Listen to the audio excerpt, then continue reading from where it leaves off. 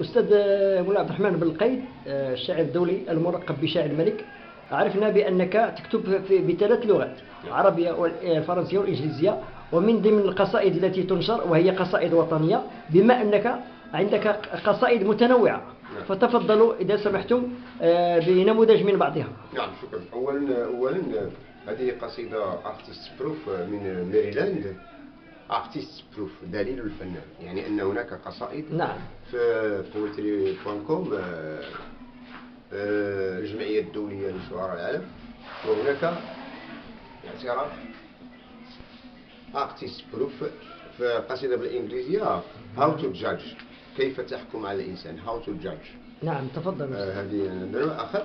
هذه قصيدة باللغة الفرنسية منشورة في الأحداث التي تدور من كونيتا heureux anniversaire لاله خديجة. نعم. نعم. وهذه هذه قصائد عربية. نعم وطنية.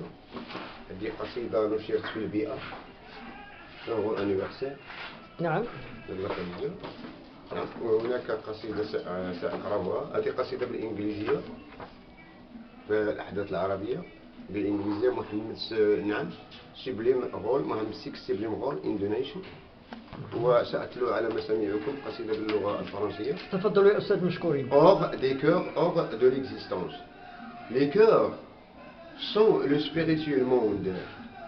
Dans la base, seul l'amour fonde, qui n'existe pas et dans le désert, qui n'existe pas et dans le désert. Seul leur près est un endroit vert, où les âmes broutent la tendresse, dans un bien que l'affection tresse. Ça, la fin de... Je ne peux pas finir, parce que j'ai envie de lire un autre poème en anglais que j'ai écrit dans le désert, et que je lis pour les Américains dans le désert de Marzouga. Oh, that beautiful night. This is written at night, yes. In a starry night. To describe a starry night in the desert is very nice for her. Oh, that's a beautiful night. Please let me admire your stars behind a dark sea that charms, a dark sea that abbreviates distances, dark space that adds to the existence, of which nice darkness overloads, to be hidden from what disturbs their ease, which makes their lovely time at ease. You serve hearts to enjoy our splendor, and raise souls to ranks going higher. When they dive in your heavenly air, contemplating the moon's convoy near, appearing through your transparent dim, which make hearts ecstasy reach the brim, to make sure rise to Merzouga, to make sure rise to Merzouga's high top, wherein despair vanish, giving way to hope, by the international Belkacem Abdelrahman, poet Belkacem Abdelrahman, nicknamed Poet of the King Mam 6.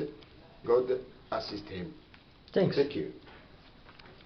Thank you, and I hope to read another time and to come to Rabat another time in order to expose and to read, as I yesterday exposed in the room Bahnini, and read many poems, English, French, and Arabic, patriotical and other thinking, in order to enrich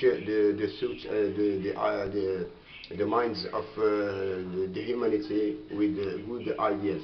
Because poetry is a message, is a messenger to minds that might educate them and inculcating them good ideas in order to improve and to make, for example, humanity spread in the world. Thank you very much. نتمنى لكم يا أستاذ مزيدا من التوفيق والعطاء، كما نتمنى أنكم كما شاركتم أخيرا مؤخرا مع بتنسيق مع جمعية الشعر سلالي الشعر بخاتم بحنيني بعرضكم نماذج القصائد الوطنية باللغتين الثلاثة، العربية والفرنسية والإنجليزية.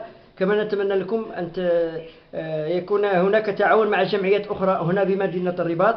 ومرة أخرى نشكركم على زيارتكم لمدينتنا العاصمة الإدارية الرباط، ومرحبا مرة أخرى. شكرا. جزيلا وإلى اللقاء.